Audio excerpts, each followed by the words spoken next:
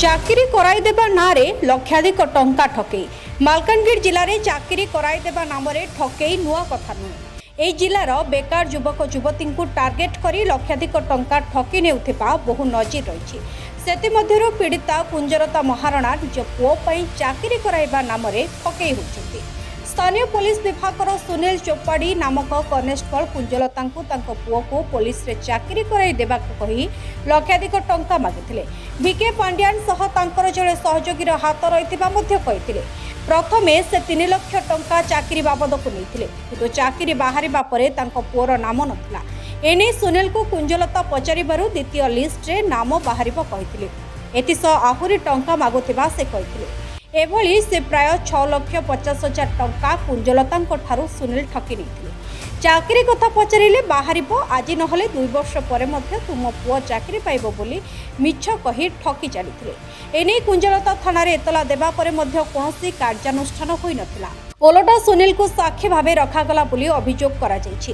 अन्य एक घटना रे काशीनाथ सरकार को मध्य सुनील झील को सीजीएल रे चाकरी कराई देबा को कही 5 लाख टंका ठकी निथिले। पांड्यान सह जड़े आईएएस अधिकारी भल संपर्क थिबारु से तुरंत ही चाकरी कराई देबे बोली प्रतिश्रुति देथिले, किंतु 1.5 वर्ष बीती जाइतिले मध्य किछि करि पारि नथिले। चाकरी नहले टंका फेरस्त कराइबा नै प्रतिश्रुति देथिले मध्य एबे सेही प्रतिश्रुतिरु ओहरी जाउछथि। पुलिस को एने एतला देबा परे मध्य कोनोसी फरक पड़िला नाही बोली काशीनाथ कहिसथि। तेणु आज 2 पीड़िता जिला आईन सेवा प्राधिकरणर द्वारस्थ होई न्याय भिक्षा करथिले।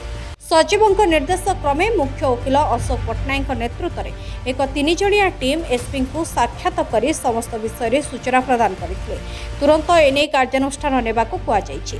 तेबे किपरि एही ठकामीर शिकार होइथिबा लोके सेमानकर टंका फेरी पाइबे से नै चेष्टा करिबा पई अनुरोध करा जायछि। हम घर पाख सुनील चोपाड़ी ता स्त्री आसी कहले जे आ तुम पुअर चाकरी करदेबू पैसा रेडी कर।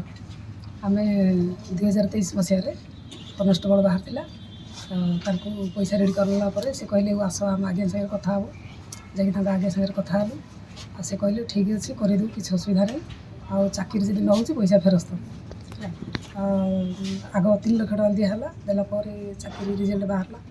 आम कहलु पुअर नाम तो कहीं बाहरनी ना ना सेकेंड लिस्ट बाहर आ सेकेंड लिस्ट पुणी 4-6 मास पड़ेगा आ बाकी पैसाटा दे दियो चाकरी है पैसा दो ना नहीं चाकरी रेडी होगी अच्छी किसी असुविधा नहीं पैसा दियो चाकरी लो पूरा टंका 6,50,000 देदेलु। 2.5 वर्ष है आ चाकरी ना आमको गड़ी गड़ी मिले हाँ हम वर्ष पर हम 6 मास पर वर्ष पर हम 2 वर्ष पर हम 2 वर्ष पर के हम गुड़ा ना हम किसी टेंशन नहीं कह आम चुप रही सुनील चोपाड़ी दी सी अकाउंट नंबर देले से अकाउंट नंबर देले से अकाउंट रे पैसा पठाओ आम 6,50,000 ये अकाउंट रे पठा 3 किस्त कर दिया अकाउंट रे देता हां अकाउंट रे दिया तापर अभियोग आपण का करले जिंस जेतर टंका न मिलला अभियोग का करछन्ते डीएलएस सुनील चोपाड़ी मध्ये गोटे पुलिस कांस्टेबल सी भी गोटे कांस्टेबल कोन चाहुचंदे आपण मु चाहूसी पैसाटा फेरी दियंतु। कुंजलता महारणा जी कि पुअर चाकरी करदेवी बोली कही जड़े कनेस्टेबल ठारू 6,50,000 टंका ठकी नहीं अभियोग रे कोर्ट आमको मान्यवर लोक अदालत आमको पठेले जाकि कथा जिला प्रशासन आगे एवं एसपी को जनवाई सौभाग्यवशतः एसपी वर्तमान ग्रीभेन्स रे बसी आम डिटेल कथा बुझेलु एवं जेमिति मालकानगिरी जिले में जो भाव गरीब बेकारी पिला मानू जो भाव में ठका चली ताकू निश्चित भाव में केमती दमन हम एक कथा जिला प्रशासन तरफ आम प्रतिश्रुति पाइचु।